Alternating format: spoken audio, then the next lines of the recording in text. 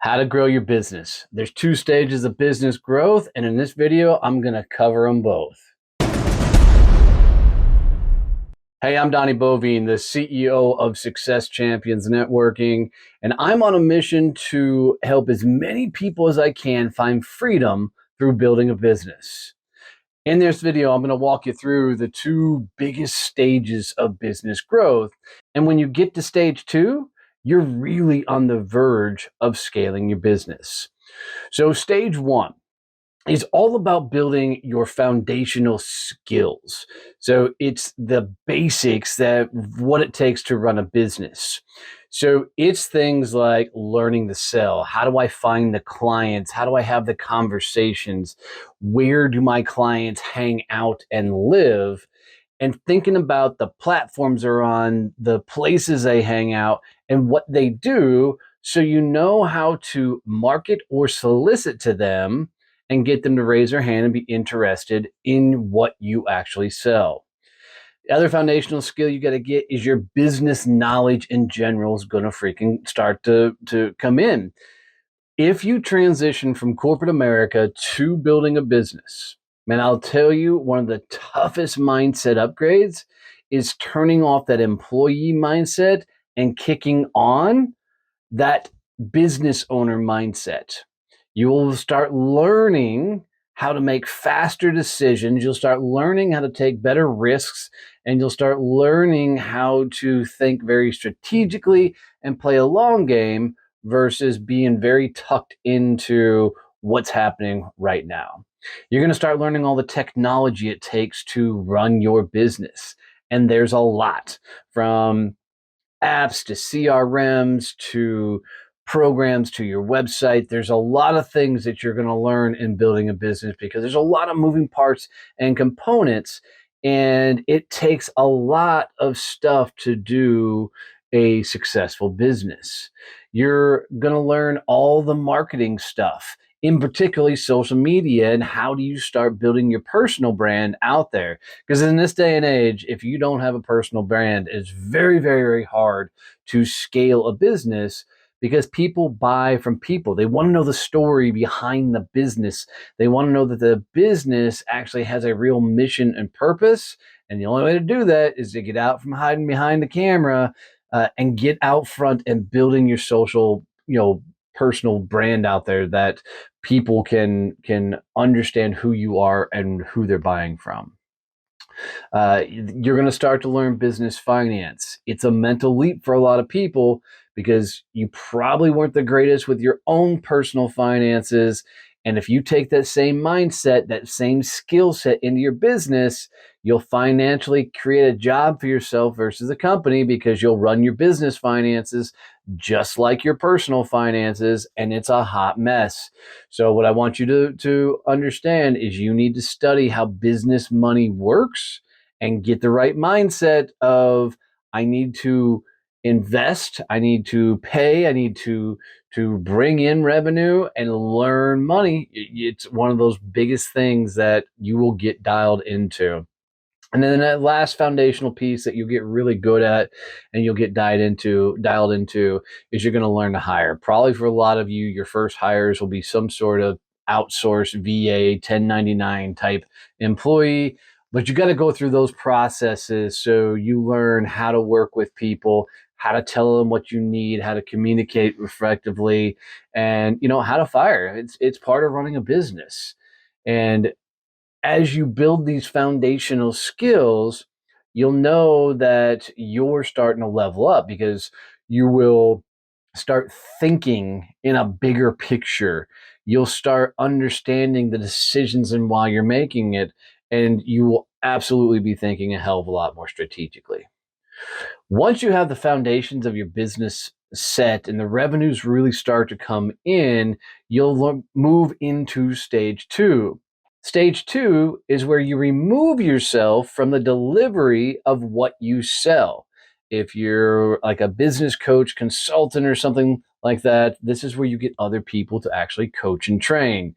If you're been the main salesperson, this is when you start bringing in other salespeople. If you're the main person that delivers whatever people are buying, stage two is when you have the ability and you understand how to bring in the people to do the stuff so you can go out there and go louder with the personal brand, get a lot more strategic on how you're showing up in the world, and other people are doing the work for you internally. And the reason you get really good at this is because you've done it all yourself early in the business. So you understand at a level, I'm not saying you're great at all that, but you understand at a level of what needs to be done to be successful in that role, wherever they are inside your company. The next thing you'll start doing is everything will have systems, and inside those systems, there'll be particular processes that take place because no business scales without systems and processes. So it's the ability to put the right systems in play so that you're working in a straightforward function.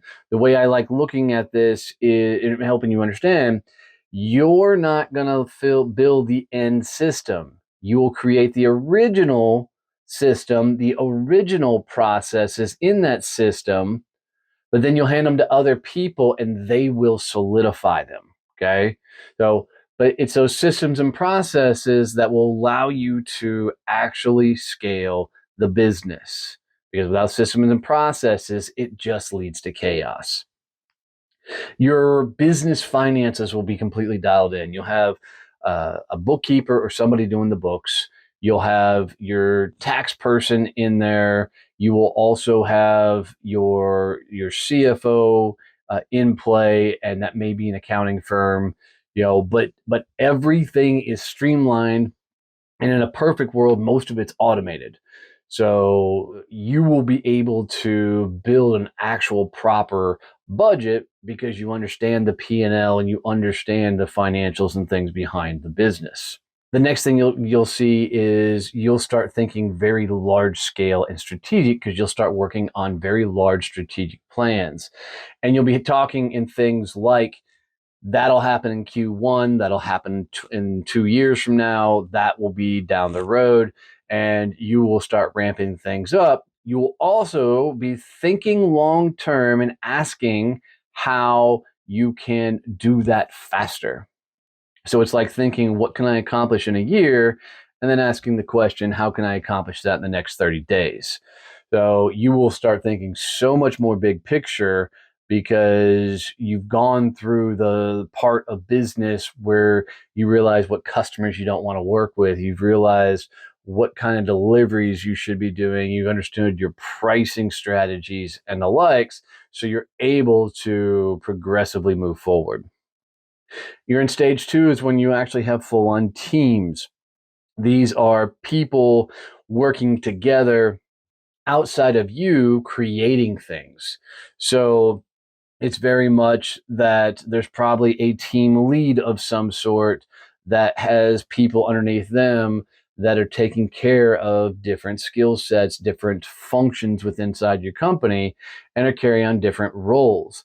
You'll really start to have this kind of top level, team leaders that could be like your CFO, your CMO, your CTO, in these different roles in your company that are handling different lanes in the business so you can get a better picture of all the moving parts and things going on so that you can actually build out further.